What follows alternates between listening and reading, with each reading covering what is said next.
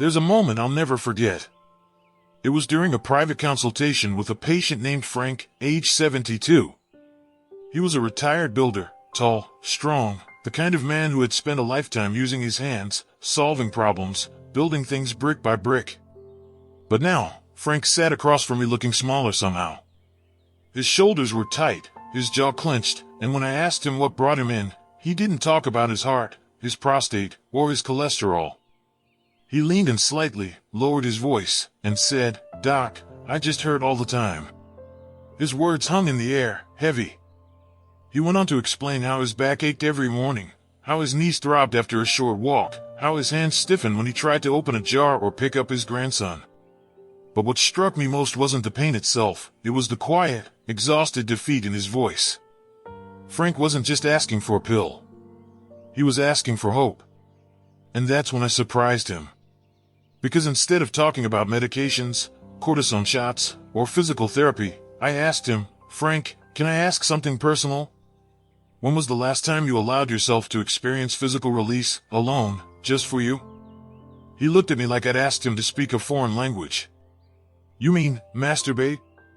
I nodded. "Yes, Frank. When was the last time you gave yourself that kind of moment?"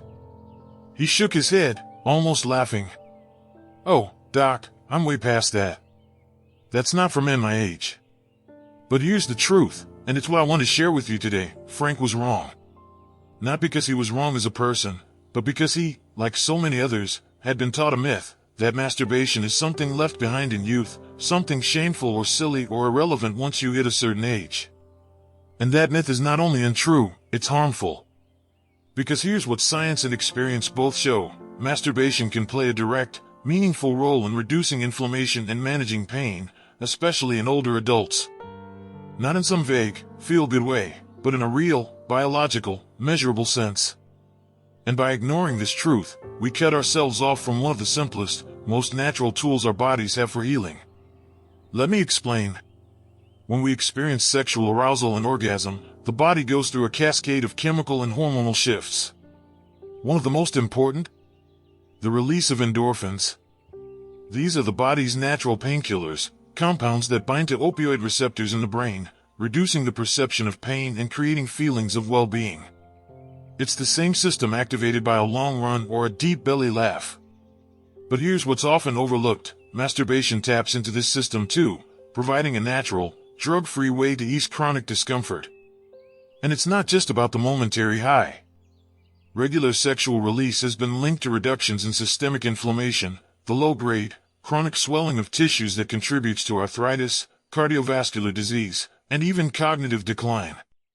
Scientists believe that part of this effect comes from the hormonal changes triggered by orgasm, including reductions in cortisol, the body's main stress hormone. Less cortisol means less inflammatory signaling, less tissue breakdown, and ultimately, less pain. Now, Frank didn't know any of this. All he knew was that his body hurt, his mood was low, and he felt disconnected, not just from others, but from himself. And like so many men his age, he had quietly accepted that as his new normal. But I wasn't willing to accept that. I told Frank what I'm telling you now: you are not past the point of reconnecting with your own body. You are not too old to experience pleasure, or to use that pleasure as a form of healing. Your body still remembers how to soothe itself, how to recalibrate, how to care for you, but you have to let it. Frank laughed nervously. "Doc, I don't even know if I'd know how to start." And that's when we began to talk, not about fantasy, or performance, or youth, but about presence. About slowing down. About creating a quiet, private space where he could simply explore touch, sensation, breath, without expectation or judgment. I encouraged him to set aside time, not as a chore, but as a gift to himself. To begin gently. To notice what felt good. To breathe through the process. To allow himself to arrive fully in his own skin. And here's the beautiful part. 2 months later, Frank came back. And while his knees still creaked and his back still ached, something had shifted. His shoulders sat lower. His face looked softer. He told me, "I don't know if it's all in my head, Doc, but I feel better. Less tense. Less brittle." I smiled. It's not all in your head, Frank. It's in your brain. It's in your hormones. It's in your entire nervous system waking up again. Because that's what happens when you allow your body to engage in its own healing cycles. You reduce stress. You lower inflammation. You interrupt pain patterns. You remind yourself that you are still a living, responsive, sensual being, not a machine, not a problem to fix, but a person who can still experience softness, ease, release. And let me say this clearly, you don't need a partner to access this. You don't need anyone's permission. You don't need to follow anyone's rules. All you need is the willingness to show up for yourself. In the next part of this video, we'll explore the deeper science behind how masturbation affects inflammation pathways, including the surprising links between sexual health, immune function, and chronic disease risk. We'll also talk about common fears and obstacles, what to do if you feel disconnected from your body, if you struggle with shame, or if physical challenges make pleasure feel out of reach. Because this isn't just about feeling good in the moment. It's about reclaiming a tool for long-term health and well-being, a tool that's been with you all along. So stay with me. Because what comes next isn't just information, it's transformation. And I promise you, it's worth the journey. When Frank sat across from me during that second visit, something deeper began to emerge, not just in his physical state, but in how he was thinking about himself. You see, one of the most powerful shifts that happens when an older adult reclaims their right to pleasure is that they stop seeing their body purely as a source of problems, and start seeing it again as a source of comfort. And this shift, though subtle, is one of the most important drivers of healing we have. Let's talk about what's happening under the surface, because the science here is fascinating. When you engage in masturbation, especially as part of a slow, intentional practice, your body isn't just lighting up pleasure centers. It's also activating key physiological systems that regulate inflammation and pain. First, there's the nervous system response. During arousal, the sympathetic nervous system kicks in, your heart rate rises, your blood vessels dilate, your breathing quickens. But at the peak of orgasm, there's a sudden, profound shift into parasympathetic dominance. This is the rest and digest phase, the body's built-in recovery mode. Blood pressure drops. Cortisol levels plummet. Muscles release their tension. And most importantly, the immune system recalibrates. Chronic inflammation is often the result of a body stuck in low-level stress. We call it allostatic load, the accumulated burden of chronic stress hormones, poor sleep, lack of movement, and emotional strain. And guess what breaks that cycle? Deep relaxation. Release. Moments of full-body exhale. That's why masturbation isn't just a feel-good activity, it's a regulatory one. It tells the body, you can stand down now. You're safe. You can begin to heal. There's also the hormonal layer.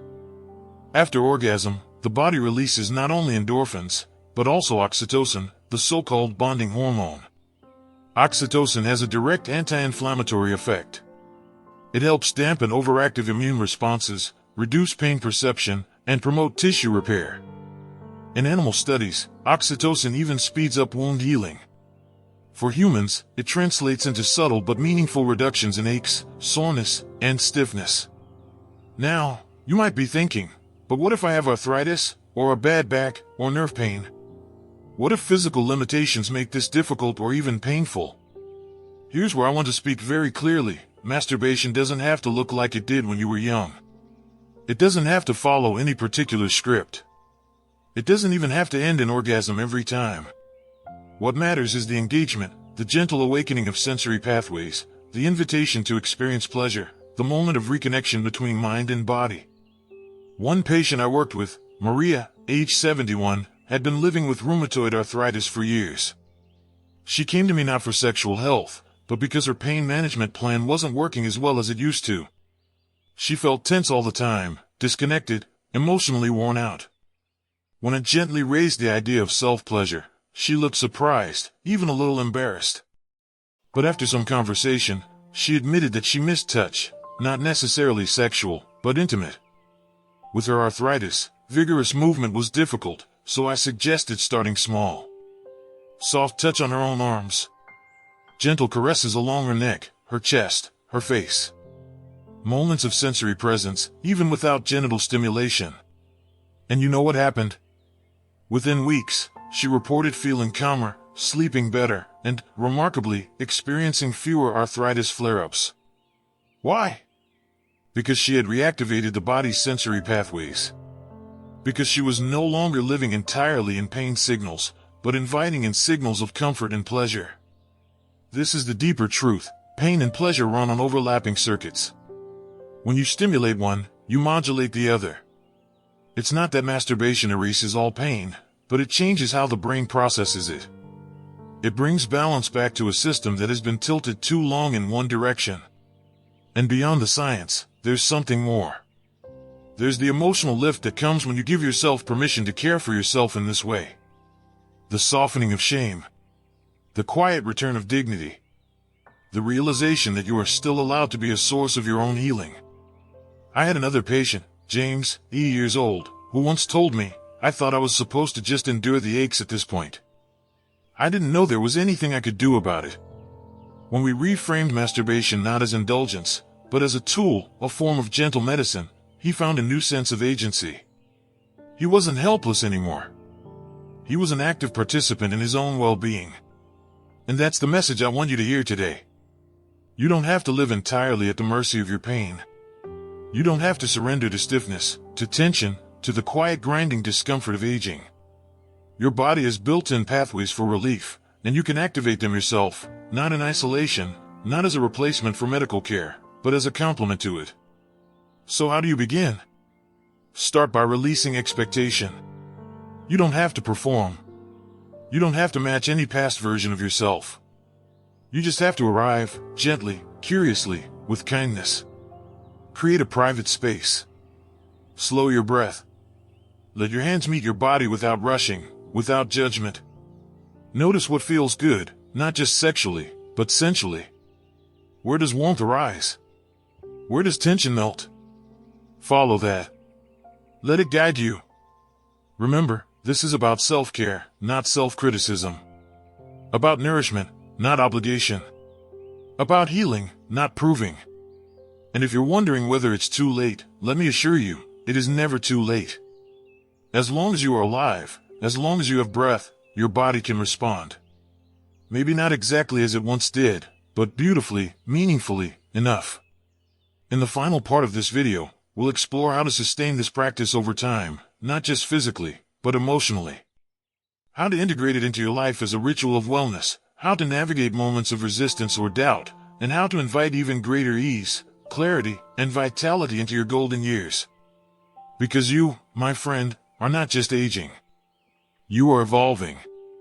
And every moment of care you give yourself moves you closer to the vibrant, resilient, deeply alive person you are still becoming.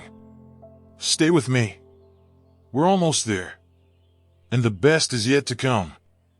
Here we are, arriving at the part where everything comes together, not just the science, not just the stories, but the practice of living with more ease, less pain, and greater connection to yourself. You see, by now you know the truth. Masturbation isn't just a leftover habit from youth, and it's certainly not something shameful or silly to outgrow. It's a tool, a simple, natural way for your body to reset inflammation, reduce pain, and restore emotional balance. But knowing it isn't the same as living it. So let's talk about what it looks like to turn this understanding into something sustainable, meaningful, and nourishing over time. I want to introduce you to Harold, age 74, a retired firefighter. Harold had spent decades in a demanding, physical job. He was used to pushing through pain, ignoring discomfort, getting the job done no matter what. But in retirement, all those years of wear and tear started to catch up with him. His joints ached. His back stiffened. His nights were restless, and his mornings were filled with a dull, persistent soreness that left him feeling irritable and sluggish. When I first spoke to Harold about masturbation as part of his wellness routine, he laughed. "Doc, I'm too old to think about that stuff anymore." But as we dug deeper, something softened. He admitted he missed touch, not just with others, but with himself. He missed feeling alive in his own body, instead of just managing it like a problem to solve. So we started small. I asked Harold to set aside 15 minutes a few times a week, not as a duty or a chore, but as a gift. To create a quiet space, breathe deeply, and explore sensation with no pressure, no performance, no goal. To approach himself with the same care he once brought to helping others. And what happened? Within weeks, Harold reported sleeping better. His morning stiffness lessened. His mood improved. He even noticed his relationship with his wife softening, not because they were suddenly more sexually active together, but because he was more present, more relaxed, more emotionally open. That's the beauty of this practice. It ripples outward. When you begin to care for yourself this way, you stop seeing your body as an enemy and start seeing it as an ally. You stop bracing against pain and start inviting in moments of relief, even if small. And over time, those small moments add up. So how do you keep this going? First, reframe your mindset. You are not too old for pleasure. You are not too broken for touch. You are not past the point of benefiting from release. You are human. And as long as you are breathing, your body responds to care. Second, make it part of your rhythm. You don't have to follow a rigid schedule, but find a pattern that feels natural. Maybe it's at night, as part of winding down before sleep.